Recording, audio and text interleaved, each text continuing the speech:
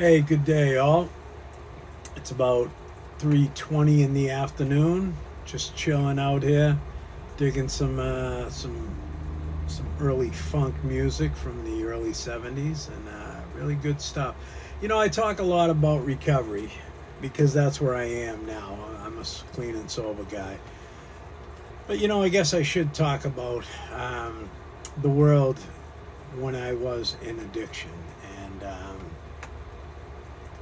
it was a darker reality back then.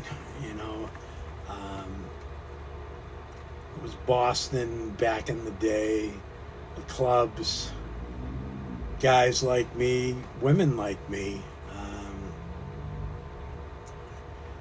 Everything just seemed so young. We were invincible, um, not really thinking about consequences, not really thinking about how things would wind up. I think a lot of us didn't really think that we were going to make it anyways. So why why put so much thought into it? It was more about being cocky, curious. Um, Seemed like life had already beaten the hell out of us, and now we felt like we were beating it back. We were beating life back a little bit, you know. We seen what alcoholism was like in the house. Um, People I knew, they were good people.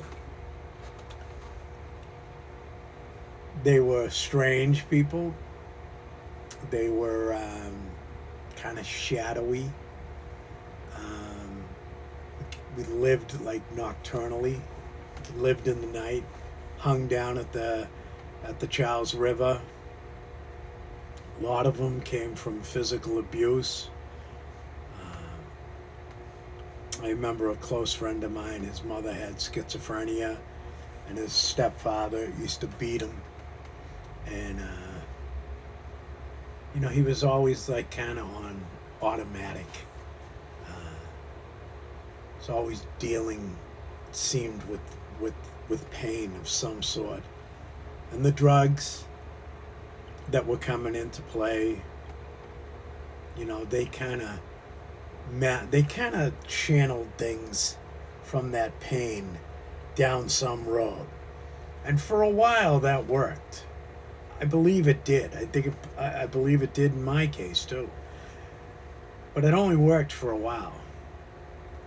And and then it started to hurt. That pain that we were escaping got magnetized, and it got even more crazier with the drugs. And but we couldn't see it, or we refused to see it. And when I hung down there, it was, I liked it because I came from a very like Archie Bunker existence, not just with my family.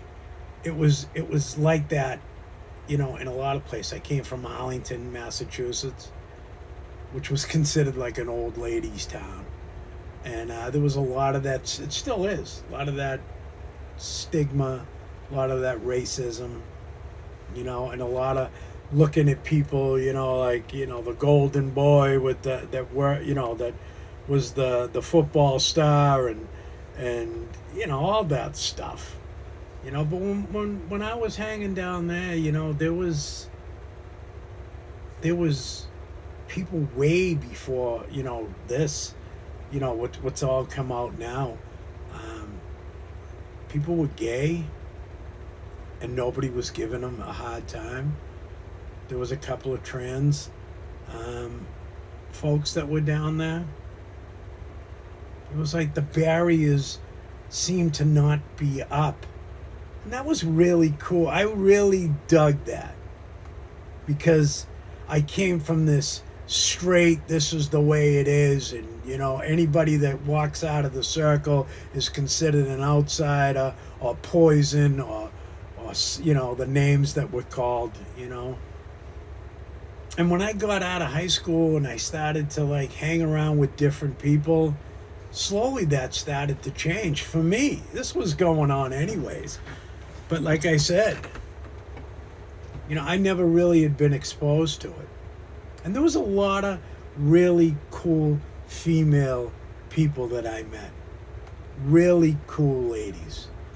There was Sue and Jackie and Francine. Just really, really, and all that homophobia shit was just, it was undeniable. It was it was our world, but in that circle, it wasn't there. And I'm not gay, but I've always carried that since then. Let a person be who they are. Who am I to start telling you who you are, what you should do, how you should be? If you're happy and you're content and you're in, listen, good for you.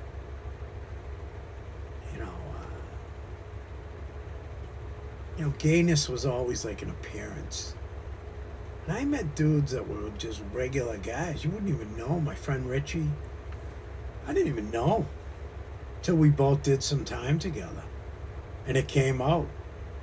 And this kid that was basically the vice president of the Hells Angels was going to kill this kid. And we were like friends all in the cell talking all this stuff. But then they found out that he was gay. He either slipped it or whatever. But like a long story short, I talked to him. And I said, are you really going to hurt this guy? He's been like a funny bastard. And they were gonna. Told me, yeah, they're gonna. And then that night, guy walked by me and he said, he's getting a pass. And I don't know whether it was for something I said or whatever. But that guy, when I got out of the can, he helped me. He helped me, got me a job. He said that he would do that. And when I got out, he gave me his number. I called him on a Friday. I was working by Monday. And all that tough guy stuff that I grew up with, that really didn't have a place down there. It was still around, But it wasn't at every turn. Everybody trying to outdo each other, punching the crap out of each other, all this stuff. No. It was wild. It was definitely wild. I look back on it. It was rock and roll. It was when the punk scene was around. It was crazy, man. And the relationships I had, they never were long lasting. A lot of those people I knew back then, they're not around no more. But personally, they hold a place in my heart. They really do. And we went outside the perimeters. We didn't care what everybody was thinking. And I really took a lot from that. Till this day, the emotional intimacy that I was so terrified to have with another person because of his color, of his of what he called himself or herself. I wasn't afraid anymore.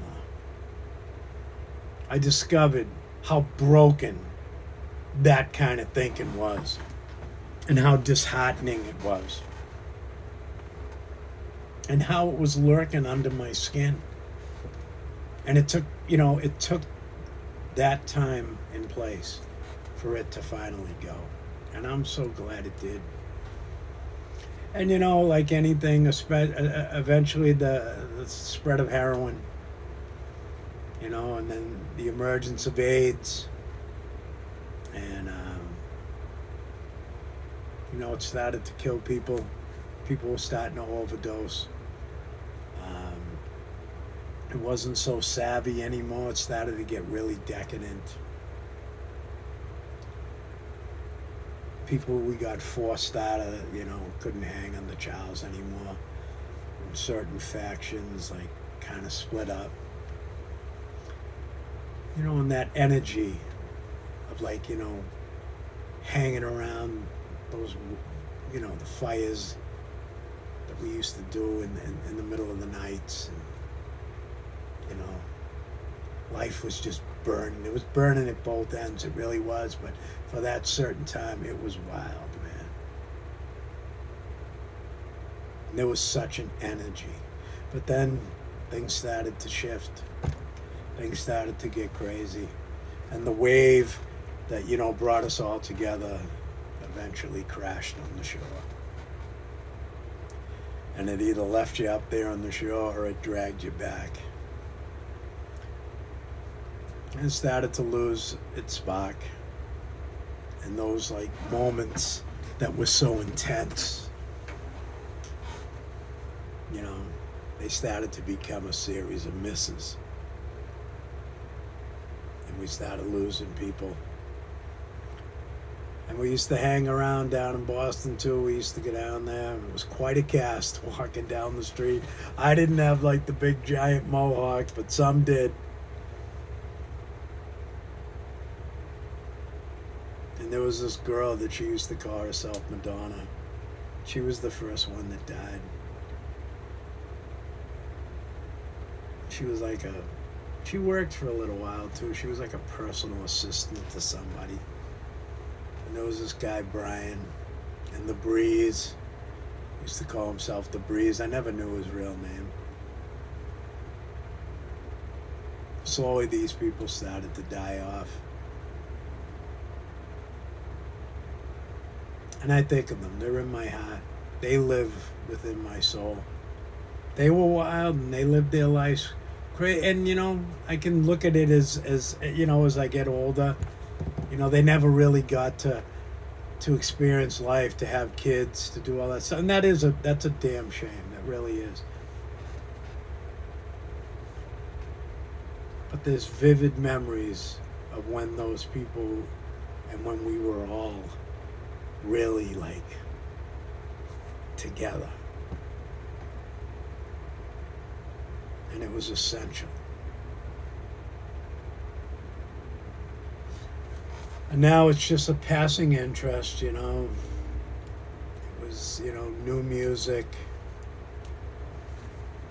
It was wild, man. It really was. And it was just fast-paced. And it was a free-for-all. It was an absolute free-for-all. But I got some gifts out of that. Gracefully, I received gifts as time went on. And I didn't look at it as a period of just pure decadence. In many ways it was. But it was very impactful in my life. And it helped me sustain this attitude of I don't try to judge people. I'm not looking at people in a certain way.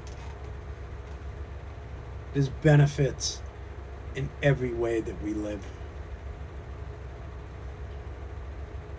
Yeah, man. If I could go back just for a few seconds, even for a day, that was what true freedom was. That's how I felt it. It's like true freedom. But like anything, comes with a cost. And people made it out of it. I'm sure there's some out there were spread out. I've never met them again. I've never met them in meetings. But some got out of it. But it was an essential period in my life. And I'm glad I lived through it. I'm glad I still got my relative health, considering all the craziness and the drugs and the AIDS and everything that was going on. But yeah, what a time it was. People were hostile towards us, and we just gave the finger. And some of those guys that people used to, look at and call names, they'd kick your friggin' teeth in. He was some tough son of a beast. But anyways, I thought I'd talk a little bit about the addictive side of all this. You don't have to go through that, but there is memories. And some of those memories stay on with me forever. So, I wish you all a good afternoon. Stay cool. It's hot as hell out there. I'm home chilling myself. Be well. Drop a like to this if you would. Maybe share it with somebody as a memory. Take care.